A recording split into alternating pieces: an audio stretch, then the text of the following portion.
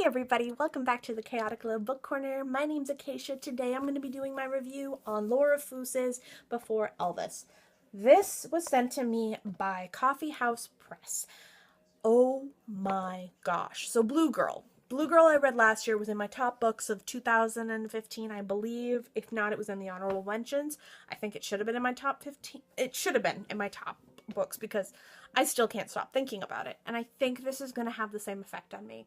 Before Elvis, there was nothing. Now, this is the story of two girls, Lena and Cass. Both of them are named after female singers that their mother heard on the way to the hospital to give birth to both of them. The book opens with Lena's 36th birthday. The girls were abandoned at the age of 18 when their parents disappeared one night for no reason, leaving only a note.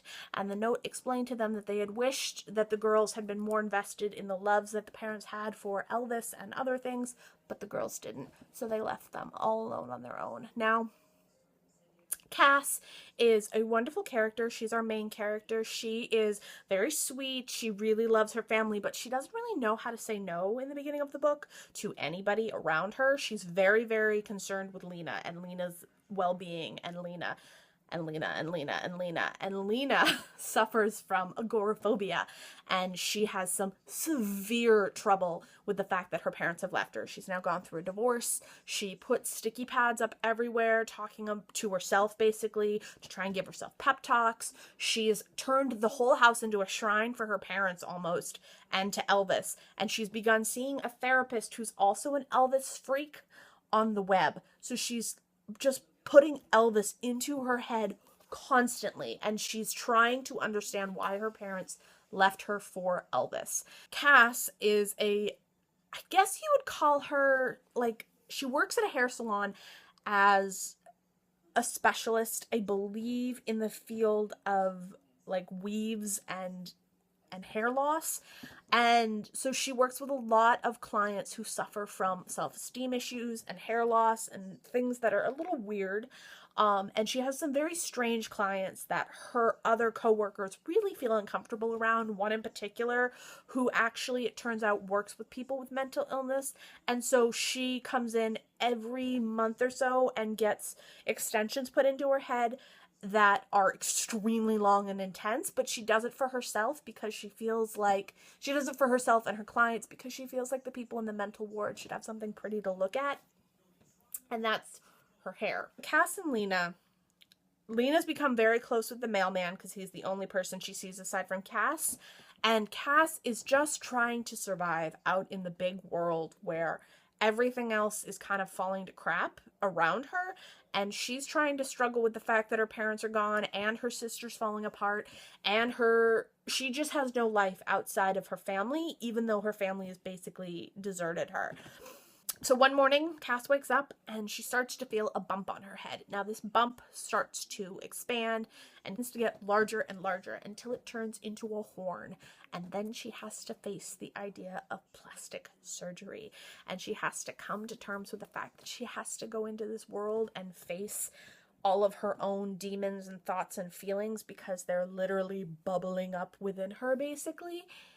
So that's where this story takes off. That's where you really kind of jump in and start learning. I was astonished that this had so few ratings and readings on Goodreads because it was such a fun, quick, easy read, but really deep and wonderful at the same time. The characters felt very real to me. They felt very honest.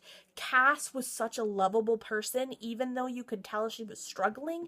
Lena drove you bonkers. Like, I could have hit her a couple of times because she was actually making herself worse in certain situations. For example, finding a therapist that had the same obsession as her parents was really screwed up, but she did it because she wanted to feel close to them again, and she didn't see anything wrong with it because she'd been raised in this environment that was almost cult-like, where her parents just condoned these two girls to believe that Elvis was the king of all, and that there was no way he was actually dead, and that they were going to go find him. And you learn more and more about the parents as the book goes on, but really, when you first meet these girls, they are taught that Elvis is the ultimate human, and that they matter so much less than Elvis. And that is insane to me.